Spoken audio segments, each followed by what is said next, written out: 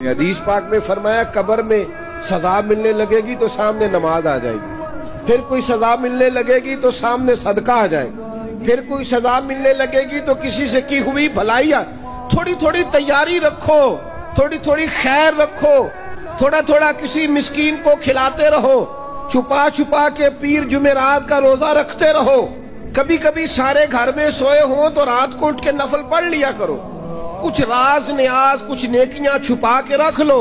وہ بڑا کریم ہے، یہ جو چھپی ہوئی نیکیاں ہوتی ہیں ان پر بڑا ہی فضل فرماتا ہے، وہ بڑی مزیدار کام آ جائیں گی، ان کا بڑا نتیجہ نکلے گا، صبح قیامت بڑا اعزاز ملے گا، اللہ کے حضور پذیرائی ہے ان نیکیوں کی۔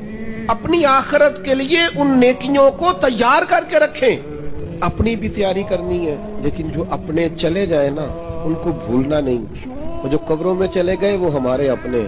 کچھ قبریں نا بڑی شکایت کرتی ہیں، قبرستان جائیں تو قبریں شکایت کرتی ہیں کہ زمانہ گزر گیا ہے کوئی آیا نہیں۔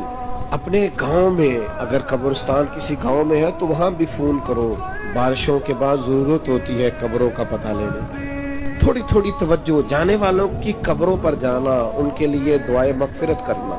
یہ ذرا حدیث پاک کی گہرائی دیکھنا کتنی ہے۔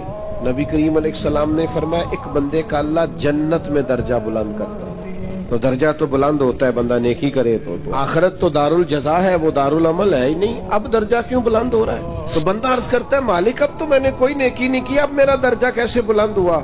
تو اللہ فرمائے گا تیرے پچھلوں نے تیرے لیے دعا کی ہے، بخش میں نے پہلے دیا ہے، لیکن اب جب وہ دعا کریں گے تو تیرے درجے بلند کر دیے جائیں گے۔